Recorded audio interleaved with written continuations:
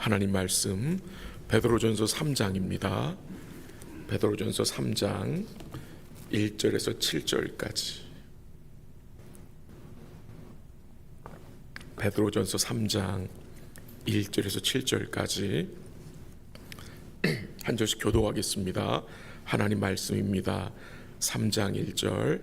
아내들아 이와 같이 자기 남편에게 순종하라. 이는 혹 말씀을 순종하지 않는 자라도 말로 말미암지 않고 그 아내의 행실로 말미암아 구원을 받게 하리 함이니 너희의 두려워하며 정결한 행실을 봄이라. 너희의 단장은 머리를 꾸미고 금을 차고 아름다운 옷을 입는 외모로 하지 말고 오직 마음에 숨은 사람을 온유하고 안정한 심령에 썩지 아니할 것으로 하라. 이는 하나님 앞에 값진 것이니라. 전에 하나님께 소망을 두었던 거룩한 부녀들도 이와 같이 자기 남편에게 순종함으로 자기를 단장하였나니 사라가 아브라함을 주라 칭하여 순종한 것 같이 너희는 선을 행하고 아무 두려운 일에도 놀라지 아니하면 그의 딸이 된 것이니라. 7절 같이 할게요. 남편들아 이와 같이 지식을 따라 너희 아내와 동거하고 그를 더 연약한 그릇이요 또 생명의 은혜를 함께 이어받을 자로 알아 귀히 여기라. 이는 너희 기도가 막히지 아니하게 하려 함이라. 아멘.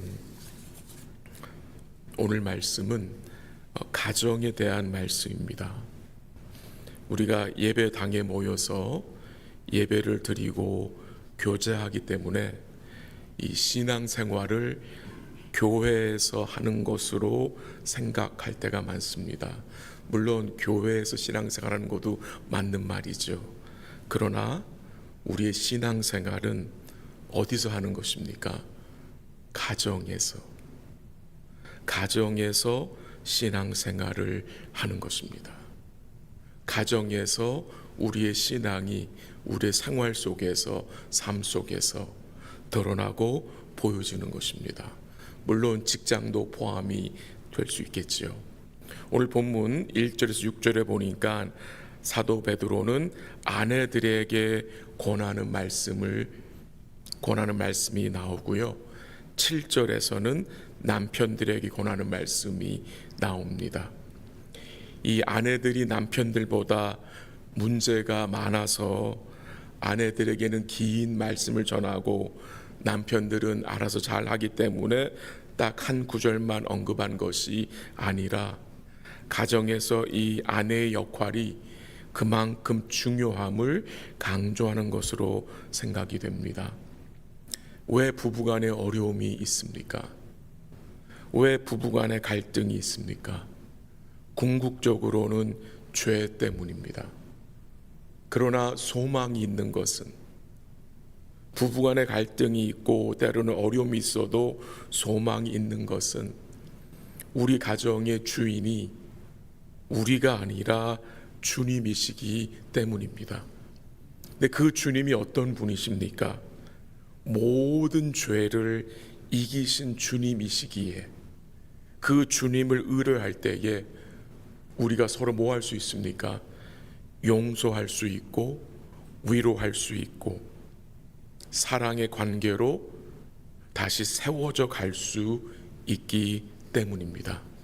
그래서 주님을 이 가정의 주인으로 모신 모든 가정은 어려움이 있어도 뭐가 있습니까? 소망이 있다는 것입니다. 오늘 본문 1절과 2절에서 매우 중요한 말씀을 우리가 배우게 되는데요. 특별히 믿지 않는 남편과 사는 아내들이 기억해야 할 말씀인 것 같습니다. 뭐라고 말씀합니까? 한번 1절 같이 읽어볼까요? 다 같이 시작. 아내들아 이와 같이 자기 남편에게 순종하라. 이는 혹 말씀을 순종하지 않는 자라도 말로 말미암지 않고 그 아내의 행실로 말미암아 구원을 받게 하려 함이니. 아멘. 뭐가 증거됩니까? 믿지 않는 남편에게 순종하라는 말씀을 합니다. 왜 그렇습니까? 이는 혹 말씀을 순종하지 않는 자, 곧 주를 믿지 않는 자라도 말로가 아니라 그 아내의 행실을 통해서 구원의 은혜가 드러나는 이 복음을 들을 수 있는 기회가 그 믿지 않는 남편에게 주어질 수 있기 때문입니다. 믿지 않는 남편은 주를 믿는 아내를 이해하지 못합니다. 이해하지 못합니다. 다른 세계에 속해 있기 때문에, 다른 가치관을 갖고 살고 있기 때문에 믿지 않는 남편은 믿는 아내가 신앙생활하는 것을 이해하지 못합니다. 그래서 방해할 수 있고, 그래서 비방할 수 있습니다. 그러나 주를 믿는 아내는 주를 생각하고 그 믿지 않는 남편에게 뭐 해야 합니까? 순종해야 합니다. 선을 행해야 합니다. 이 믿지 않는 남편들이 믿는 아내와 함께 교회에 나오는 것은 참으로 복된 일입니다. 참으로 복된 일입니다. 어떻게 보면은 그냥 믿는 아내 따라서 어쩔 수 없이 온 거로 생각할 수 있겠지만, 그 믿지 않는 남편이 믿는 아내를 뭐 하는 것입니까? 존중하는 것입니다. 존중해서 교회에 나오는 것입니다. 그래서 저는 이 믿지 않는 남편이 믿는 남편을 따라서 일단 교회에 오는 거 참으로 귀한 일이라고 생각합니다. 그래서 혹시 우리 성도님들 중에 믿지 않는 남편이 교회에 오는 분이 계시다면 힘을 내시고 조금 더 인내하시고 기도하시면서 그 남편에게 선을 행하시기 바랍니다. 본문 2절 가볼까요? 2절 한번 같이 읽습니다. 시작. 너희의 두려워하며 정결한 행실을 봄이라. 믿지 않는 남편은 믿는 아내가 여호와를 두려워하며 행하는 정결한 행실을 뭐 한다고요? 봅니다. 보고 있습니다. 보고 있는 거예요. 정결한 하나님을 두려워하여 정결한 행실을 통해 여러분 뭐가 보여지는 것입니까? 복음이 보여지는 것입니다. 그래서 주를 경외함으로 행하는 정결한 행실을 통해서 믿지 않는 남편은 하나님의 모습을 조금씩 보게 되는 것입니다. 그래서 믿는 아내는 그 믿지 않는 남편 앞에서 믿음의 덕스러움을 드러내야 합니다. 그래야 남편이 믿음에 대하여 관심을 가질 수 있고, 그 믿는 아내가 두려워하는 그 하나님을 믿지 않는 남편이 조금씩 볼 수 있기 때문입니다. 그 같은 원리가 믿지 않는 자녀들에게도 동일하게 적용이 되는 거죠. 믿지 않는 자녀들이 믿는 부모님을 통해서 뭐 할 수 있게 되는 것입니까? 믿음의 덕스러움을 보고 주를 두려워하는 마음을 그 믿지 않는 자녀들이 조금씩 어떻게 하는 거예요? 볼 수 있게 되는 것입니다. 본문 4절 한번 가볼까요? 4절 다 같이 시작. 오직 마음에 숨은 사람을 온유하고 안정한 심령에 썩지 아니할 것으로 하라. 이는 하나님 앞에 값진 것이니라. 주를 두려워함으로 행하는 그 행실의 핵심이 무엇인지 4절에서 언급하는데요. 뭐라고 합니까? 마음에 숨은 사람을 어떻게 하라고요? 온유하게. 온유하고 안정된 마음이 되게 하라고 합니다. 이 믿지 않는 남편과 사는 믿는 아내의 마음이 이 온유해지기 위해서는 어떻게 해야 합니까? 온유한 주님을 의지해야 되겠지요. 온유한 주님께 소망을 두고 살아야 되겠지요. 그것을 주님이 원하시는 것입니다. 그 본문 6절에 보면은 한번 같이 읽죠. 6절 시작. 사라가 아브라함을 주라 칭하여 순종한 것 같이 너희는 선을 행하고 아무 두려운 일에도 놀라지 아니하면 그의 딸이 된 것이니라. 이 믿음의 아내의 예를 누구를 듭니까? 사라를 듭니다. 사라. 이 사라는 아브라함을 주라 칭하여 순종했다고 했습니다. 남편을 주로 칭하였다는 말은 사라가 아브라함의 종과 같은 삶을 살았다는 의미도 포함되겠습니다. 왜 사라가 아브라함에게 믿음으로 순종했겠습니까? 아브라함이 너무나 멋지고 믿음의 본을 보였기 때문이겠습니까? 아닙니다. 아브라함도 참 연약하고 부족한 사람이었습니다. 이 아브라함은 자기의 생명이 잊어버릴까 봐 두려워서 자기의 아내를 2번씩이나 왕들 앞에서 나의 누이라고 거짓말하라고 속인 자였습니다. 한 번도 아니고 2번씩이나. 사라 입장에서 얼마나 남편에 대한 그 신뢰성이 떨어졌겠습니까? 얼마나 많이 실망했겠습니까? 자기 살자고 아내의 생명을 그 위험한 그 상황에 처하게 하는 그 남편의 마음을 보면서 사라는 굉장히 마음이 힘들었을 것입니다. 그러나 사라는 믿음으로 어떻게 합니까? 남편에게 선을 행했음을 성경이 증거합니다. 참으로 복된 모습이 증거된 것입니다. 이제 본문 7절 한번 보죠. 한번 같이 읽지요. 시작. 남편들아 이와 같이 지식을 따라 너희 아내와 동거하고 그를 더 연약한 그릇이요 또 생명의 은혜를 함께 이어받을 자로 알아 귀히 여기라. 이는 너희 기도가 막히지 아니하게 하려 함이라. 아멘. 사도 베드로가 남편들에 대해서 뭘 언급하고 있습니까? 이와 같이 지식을 따라 너희 아내와 동거하라고 했습니다. 그 7절 말씀이 이와 같이로 시작됩니다. 이와 같이 지식을 따라 아내와 동거하라. 이 이와 같이라는 말이 뭘 포함합니까? 바로 앞에서 언급한 모든 말씀의 원리를 남편들도 적용하고 그 말씀에 이 7절 말씀까지 더하라는 것입니다. 지식을 따라 아내와 동거하라. 여기서 말하는 지식은 무엇이겠습니까?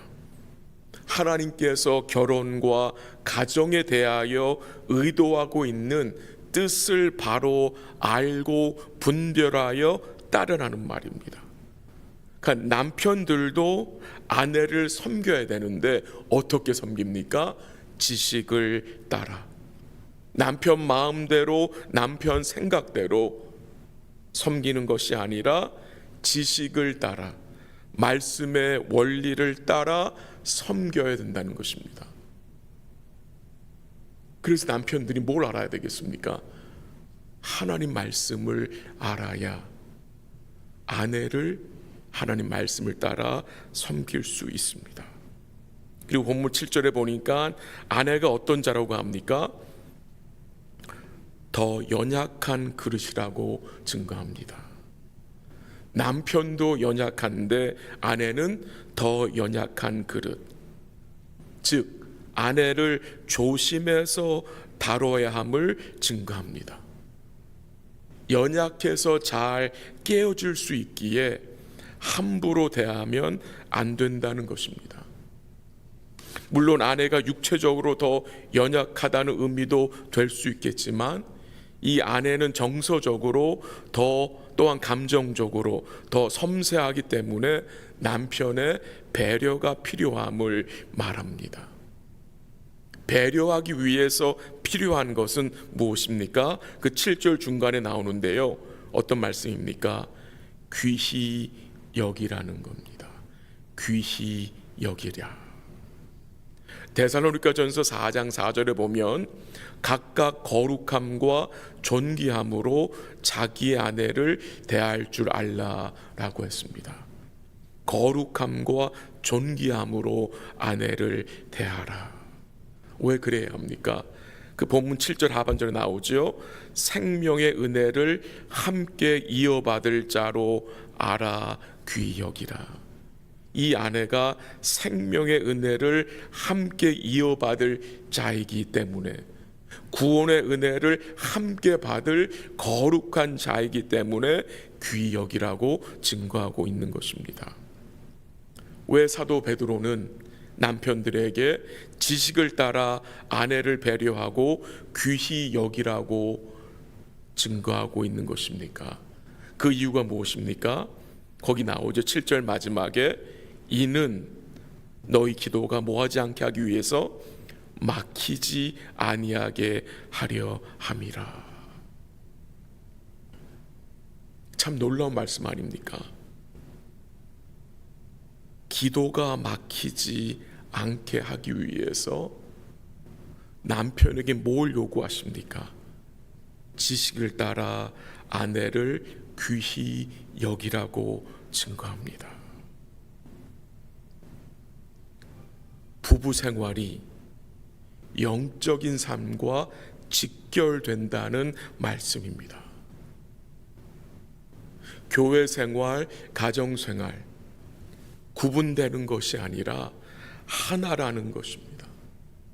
연결된다는 것입니다. 아내를 귀히 여기지 않는 자는 결국 하나님을 귀하게 여기지 않는 자로 증거하는 것입니다. 주님과의 나의 관계가 부부간의 관계로 드러난다는 것입니다. 주님과의 나의 관계가 우리가 교회의 성도들과 맺고 있는 그 관계로 드러나잖아요. 반드시 드러납니다. 성도 간의 관계를 보면 그분이 주님과 어떤 관계에 있는지 대충은 알 수 있습니다. 따로가 아닙니다. 내가 주님과 맺고 사는 그 관계는 반드시 나의 가족 관계를 통해서, 성도들과의 관계를 통해서 반드시 드러나게 돼 있습니다. 속이지 못합니다.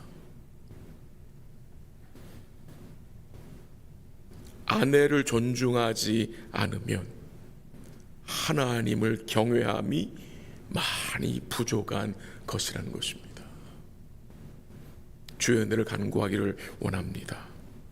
오늘 아침에 기도하기 원하는 것은요, 우리 행복한 교회에 속한 모든 가정들 가운데 우리 주의 은혜와 평강과 기쁨이 충만하기를 기도하고, 가정의 복음화를 위해서 기도해 주시고, 우리의 믿음이 반드시 다음 세대로 전수될 수 있도록 은혜를 구해 주시고요, 부부 관계와 부모와 자녀와의 관계가 복음 안에서 든든히 세워질 수 있도록 기도해 주시고, 우리 사랑하는 성도들과 제가 하나님 앞에서 진실한 남편과 진실한 아내로 세워질 수 있기를 기도하고, 또 특별히 관계적으로 어려운 가정들에게 주께서 은혜를 부어달라고 이 아침에 같이 기도해 주시고, 우리 모든 가정들이 복음 안에서, 믿음 안에서 견고히 세워질 수 있기를 주의 이름으로 간절히 기도합니다.